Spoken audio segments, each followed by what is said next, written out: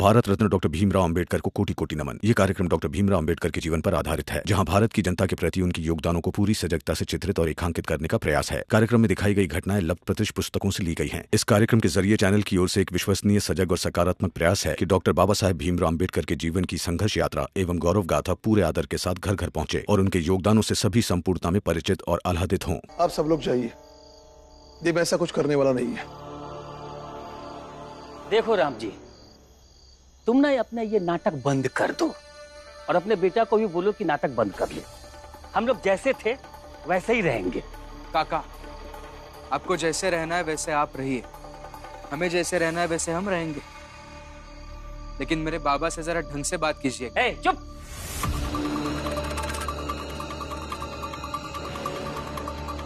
ज्यादा बकर बकर मत करो, नहीं तो उठा करके फेंक देंगे। हितेश भाई, राजकोट से 2-4 दिन के लिए आए हैं तो अच्छी तरह से रहिए ना, क्यों बेवजह लड़ाई झगड़ा कर रहे हैं? आप सब लोग जाइए, मैं आप सबके हाथ जोड़ता हूं।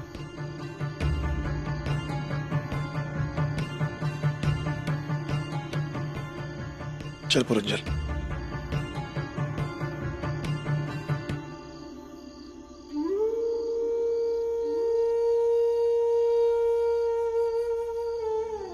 आपको चाल में दिए लगवाने हैं तो लगवाइए, मैं आपके साथ हूँ। अनपढ़ हूँ लेकिन समझती हूँ। अपने घर के बाहर दिए लग जाएंगे तो इसका फायदा सबको होगा।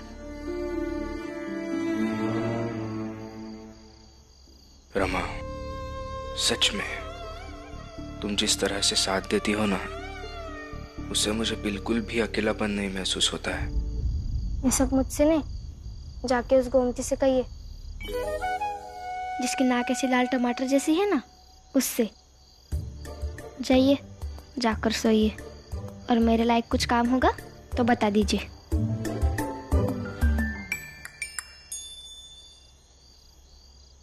तुम्हारे सिवा और कोई नहीं है मेरी जिंदगी में रमा।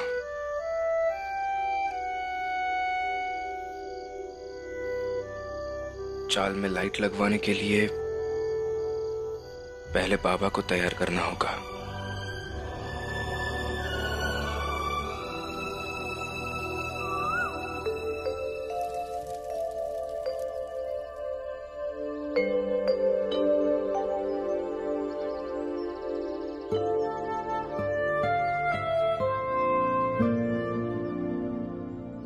नहीं बेटा, अभी कॉलेज नहीं जाना है तो दिन भर की पढ़ाई कैसे करते हो?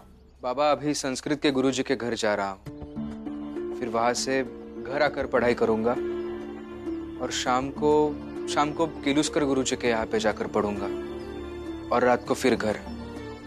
देखो बेटा, मुझे सिर्फ इतना ही कहना है कि किसी दूसरी चीज में अपना समय बर्बाद मत करना।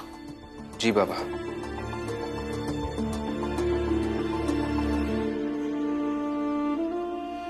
चलता हूँ बाबा। बाद में और अच्छे से समझा दीजिएगा अपने बेटे को, नहीं तो दिए के चक्कर में नई मुसीबत पाल लेगा। जीजा भाई, अभी उसे क्या समझा रहा था? और तुम्हें हर बात पर बोलना जरूरी है?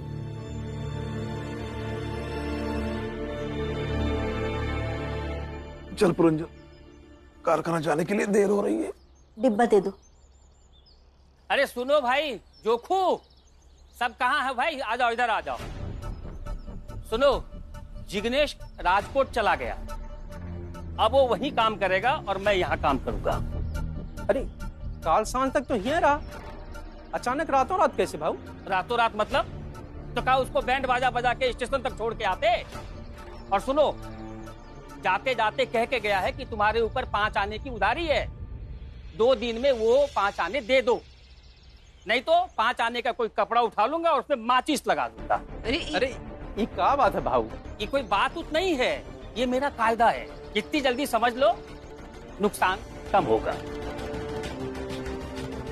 और राम जी, कल रात में तुम कह रहे थे कि मैं राजकोट से आया हूँ 2-4 दिन के लिए तो यहाँ आराम से रहूं, तो अब समझ लो कि मैं अब यही रहने वाला हूँ। रहिए ना, हमने आपको कहाँ रोका है? नहीं, रोक तो तुम वैसे भी नहीं सकते हो, लेकिन तुम अब ये समझ लो कि इस चाल में हितेश रहता है, और हितेश को जो काम पसंद नहीं वो करोगे तो महंगा पड़ेगा। अच्छा, काम पे जा रहे थे ना? जाओ जाओ।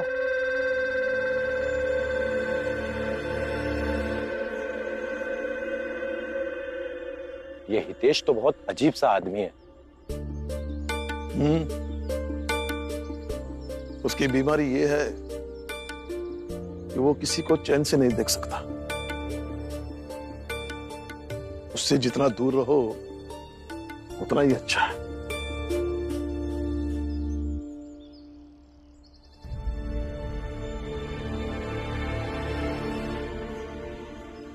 भीम, तुम अब तक गए नहीं? नहीं बाबा, अब से कुछ बात करनी थी इसलिए यहाँ आकर खड़ा हो गया। बाबा, आप मेरी बात को समझिए ना। हर एक की बात को आप इतनी बारीकी से समझ लेते हैं, फिर अपने बेटे की इतनी सीधी सी बात को क्यों नहीं समझ रहे हैं आप? देखो बेटा, बात चाहे सीधी हो या टेढ़ी, मुझे कुछ समझना नहीं है। जाओ अपनी पढ़ाई करो। देखिए बाबा, हर एक के मन में कभी ना कभी ये बात तो आई होगी कि उनके मोहल्ले में लाइट नहीं लगी है, लेकिन किसी ने भी इस तरह से नहीं सोचा होगा कि अगर वो जाके सरकार से बात करते हैं तो उनके मोहल्ले में भी लाइट लग जाएगी, उन्हें रोशनी मिल पाएगी। चाहते तो सब है बाबा, लेकिन संघर्ष करने के लिए कोई तैयार नहीं है। तुम्हें इतना सब कुछ पता है ना, तो मुझसे पूछ क्यों रहे हो? जाओ, जो तुम्हारे मन में आए वो करो। नहीं बाबा, ऐसा नहीं जा सकता। विरोध करने के लिए पूरी दुनिया खड़ी है। आपसे विरोध करके कोई लड़ाई नहीं जीत पाऊंगा मैं। विरोध नहीं करना है ना, तो जाओ, जितना कहा है उतना करो। ठीक है, जैसा आप कह रहे हैं वैसा करूंगा। आपसे मार्गदर्शन इसलिए मांगा था क्योंकि आप अगर बताएंगे तो इस लड़ाई में कम समझ आया होगा। लेकिन ठीक है, आज आप ही मना कर रहे हैं तो मैं भी इस विषय पर आगे कुछ नहीं करूंगा। लेकिन एक बात है बाबा, मैं रोज आकर आपसे मदद मांगूंगा और इस लड़ाई को शुरू करने की अनुमति भी मांगूंगा। और जिस दिन आप तैयार हो जाएंगे, लाइट लगाने की ये लड़ाई उस दिन से शुरू की जाएगी। राम जी, तुम्हें पता है ना कि भीम जिस बात को ठान लेता है वो पूरा करके ही मानता है, और मुझे ये पता है भीम कभी किसी गलत बात के लिए जिद नहीं करता है। लेकिन ये बात सही भी तो नहीं है ना? गलत भी तो नहीं है ना बाबा? राम जी, भीम की बात मान लो, नहीं तो बेवजह तुम भी परेशान रहोगे, ये भी परेशान रहेगा। और फिर राम जी, हक की आवाज उठाने के लिए तो तुमने ही सिखाया है ना। लड़के पड़ो बेटा, नहीं तो भगोड़े कहलाओगे। चाहे जैसी भी लड़ाई हो, कठिन से कठिन, वो लड़ाई तुम्हें लड़नी होगी और जीत भी हासिल करनी होगी। और जब आज भीम आवाज उठा रहा है तुम उसे चुप करा रहे हो, मुझे ये थोड़ा सही नहीं लग रहा है राम जी।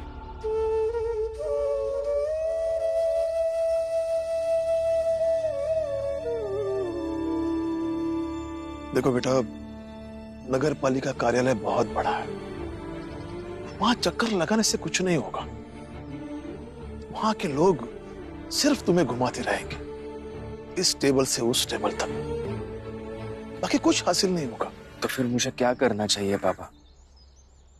अच्छा, तो तुम सबकी रोशनी के लिए लाइट का नया नाटक शुरू किया है भीमराव ने। आप तो का जनवे करी थी मालिक, अपनी मर्जी से कुछ न कुछ करते रहा था। हम कर लातों के ओका बोले रहे कि हम लोगन का दिया की जरूरत नहीं। थोड़ा पढ़ा लिखा है ना, उसी का फायदा उठाते हैं। नहीं तो क्या काट डालते उसे? किसी काम का नहीं है तू, सिर्फ बड़ी बड़ी बातें करता है। एक शब्द मत बोलना, इसीलिए मैं तुझसे बात नहीं कर रहा हूं। पीछे हट। एक नंबर का जिद्दी है मालिक, क्यों का सुन भी नहीं करता है, क्या करें? हम लोग तो जैसे पहले से रहत आए हैं बस वैसे ही रहना चाहा था। यही तेवर सही है। और यही तेवर सिखाओ उस भीमराव को, ताकि वो समझ सके कि छोटी जात का जीवन ईश्वर ने उसे दिया है, उसके लिए ईश्वर को धन्यवाद कहे और खुश रहे। बेवजह अगर लाइट के लिए नगर पालिका से भिड़ोगे तो सरकारी तंत्र है, निकाल कर फेंक देगा तुम सबको चौल से। और याद रखो, भीमराव सिर्फ अपने लिए गवर्नर के पास जा सकता है, तुम सबके लिए नहीं दौड़ेगा। इसीलिए अगर सही सलामत और सुकून से रहना है तो भीमराव और उसके घर वालों को चाल से बाहर निकाल दो।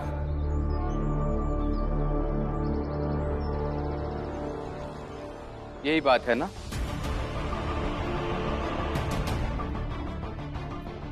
और जोशी जी, आप अपना घर द्वार छोड़ के हमेशा हमारे मोहल्ले में आते रहते हैं।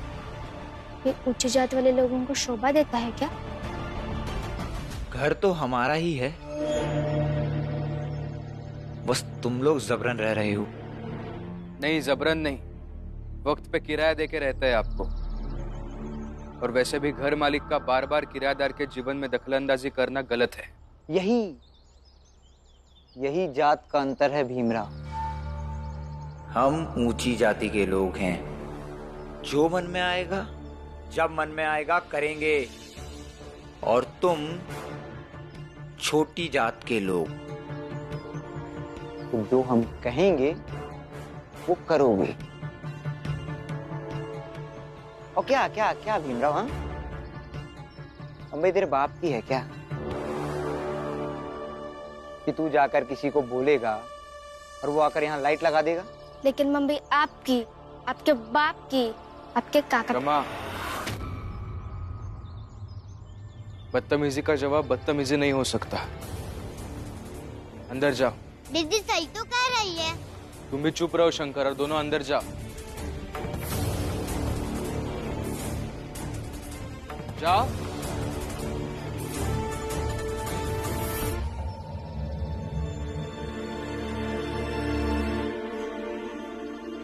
चलो, मैं भी ऑफिस जा रहा हूँ, जहाँ तुम्हारा बाप नौकर है और मैं मालिक। याद है ना?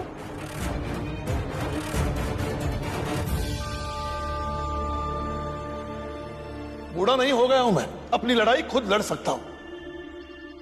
आगे से तू मेरे कारखाने में नहीं आएगा।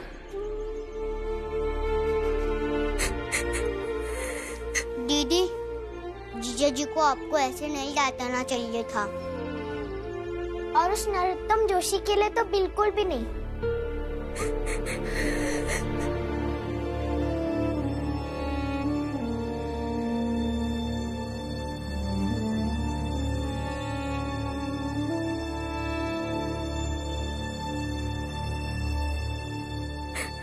अब तो डांटेंगे ना मुझको, बात उस गोमती से करेंगे, चिट्ठी उसकी पढ़ेंगे और चिट्ठी का जवाब भी उसे देंगे।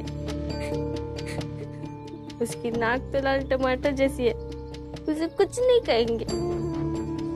जीजा जी, दीदी अंदर रो रही है। हाँ जीजा जी। मैं आता हूँ अम्मा। रमा, रमा। और तो और चिट्ठी भी साथ में लेके घूमते, घर में भी रख नहीं जाते कि मैं बाबा या आनंद भैया से पढ़वा लूं। रमा,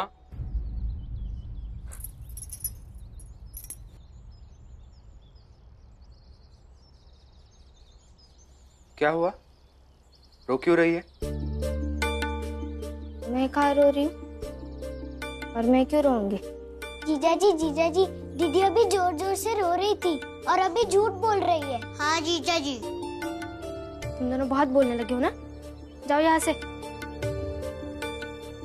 जाओ। उनको क्यों डांट रही हो? तुमने झूठ बोला ना। झूठ बोलना गलत है रमा। हाँ, गलत तो मैं ही हूँ और सारा गलत काम मैं ही करती हूँ। आप किसी लड़के से दोस्ती कर लो और इसके बारे में बताना भी नहीं, बताना तो छोड़िए, चिट्ठी आए, उसका जवाब आया, उसे पढ़कर बताइए भी नहीं कि उसमें क्या लिखा है। वो सब सही है, गलत तो सिर्फ मैं ही हूं ना।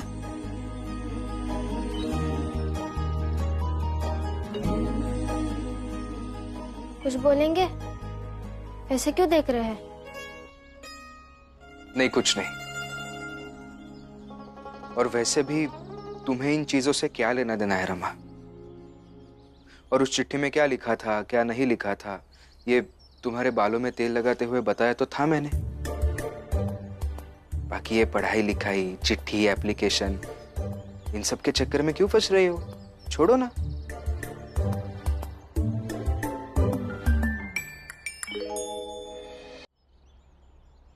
ताना मार रहे हो आप? नहीं नहीं, बिल्कुल नहीं। मैं सिर्फ बता रहा हूं कि तुम इन सब चीजों में मत पड़ो। अच्छा छोड़ो, मुझे तुमसे कुछ जरूरी बात करनी है। मतलब मुझे तुम्हारी मदद चाहिए, करोगी? बताइए, क्या करना है मुझे? रमा, हम दोनों को मिलकर अपनी जात की बस्तियों में जाना होगा। वहाँ हमारी जात के जो लोग बंबई महानगर पालिका में काम करते हैं, उनसे मिलना होगा, बातें करनी होगी। फिर उन सब लोगों को इकट्ठा करके फिर एक बार उन सबसे बात करनी होगी। क्या?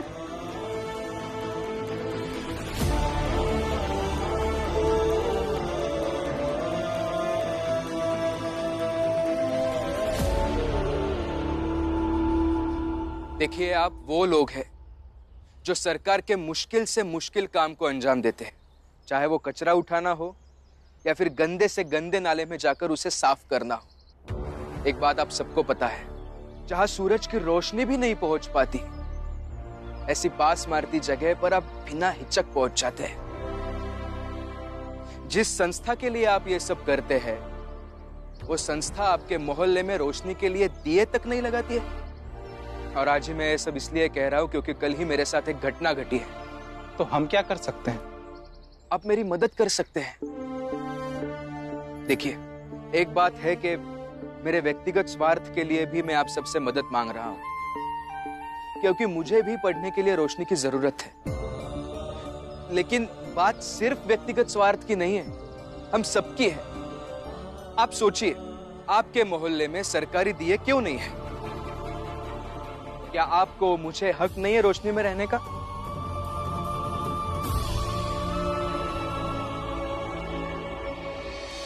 जिन धन्ना सेठों के पास मिट्टी के तेल के लिए बहुत सारा पैसा है, उनके घरों के बाहर, उनके मोहल्ले में सरकार ने बड़ी बड़ी लाइट खड़ी कर दी है।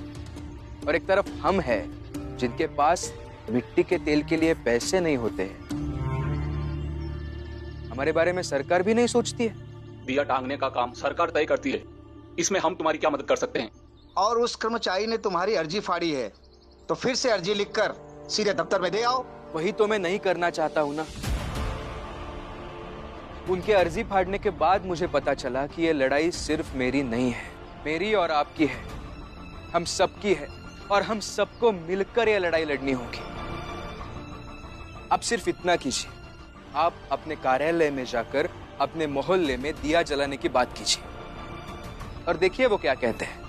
अगर उन्होंने मना किया तो उनके ऊपर दबाव डालिए, शर्त रख दीजिए उनके सामने कि अगर वो दिया नहीं लगाएंगे तो कल से आप काम पर नहीं जाएंगे। लेकिन हमें रोशनी की क्या जरूरत है? शाम तक हम थक जाते हैं, घर आते हैं, खाते हैं, सो जाते हैं। जरूरत आप लोगों को नहीं, बल्कि इस भीमराव को है।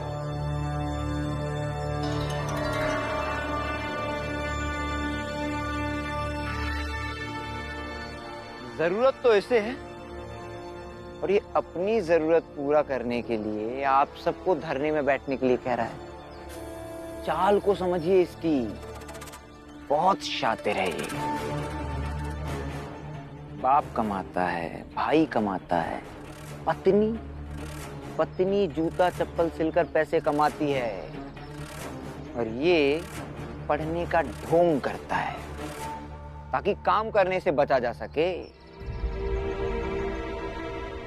अभी देखिए, आप सबको रोशनी का लालच देकर अपने मोहल्ले में लाइट लगवाएगा और फिर पढ़ने का ढोंग करेगा। हाँ, वो बात अलग है कि इन सारे चक्करों में आप लोग अपनी नौकरी से हाथ धो बैठेंगे।